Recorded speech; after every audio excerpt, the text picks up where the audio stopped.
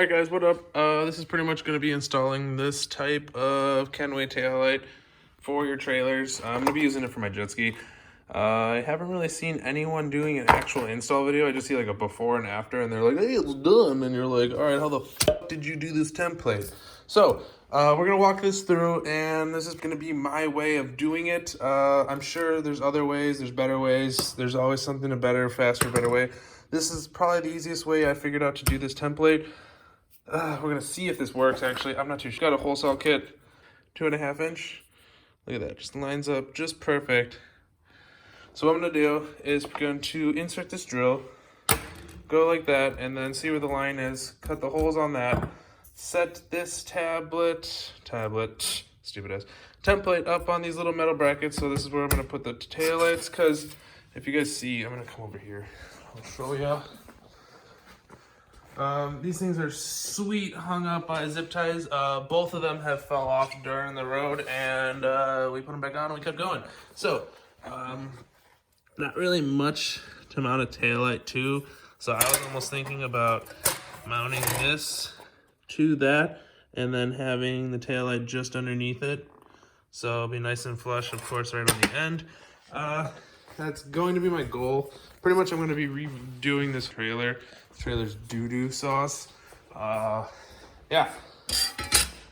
So my plan is do both these templates, probably hopefully as low as possible, so I have like a little mounting spot. Boop, boop. Do them. Slap these bad boys in because they're thin, they're nice, they're cool. Hopefully they don't suck butt when they go underwater. They do say submersible, but that's a 50-50. As anyone knows, as soon as you drop a boat trailer light in the water, it's like, oh, are we gonna work today or not? Oh, I don't know, we'll see. So we got both of them set up. 2 taillights, wish me luck. And we got a cool, sweet little diagram, which is nice.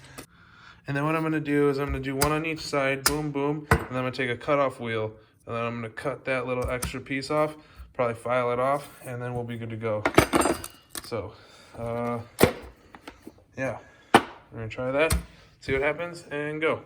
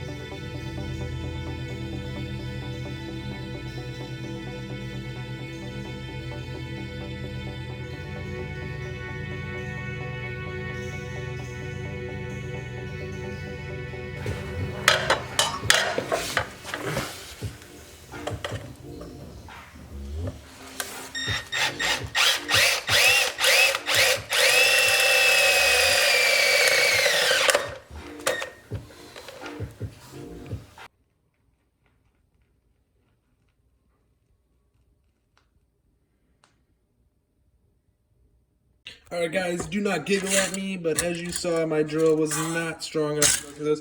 I don't know why I thought an M12 was going to work, but whatever, I'm an idiot. I don't care. Figured I'd buy this guy, whole $60 Harbor Freight drill press. I was gonna buy the more expensive one, but for 60 bucks, I figured this thing's belt driven. So if I were to fucking bite the chuck onto the piece, belt's just gonna slip, worst case. So I'm not too concerned about it. We should be good. I'm gonna cut a piece of wood, C-clamp it to there, bought some C-clamps, and then we're gonna go for it. Hopefully this works. I'm gonna cut over to that guy, and then we'll get going. But yeah, dude, 60 bucks. This should get the job done. I had to level this guy a bit, so that was unlevel. And I kind of think I might have bent it already.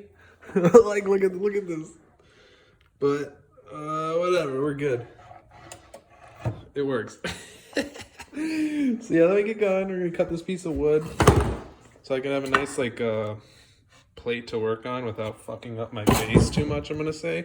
Because these are thin, and I tried C-clamping them. I tried putting them in the vise.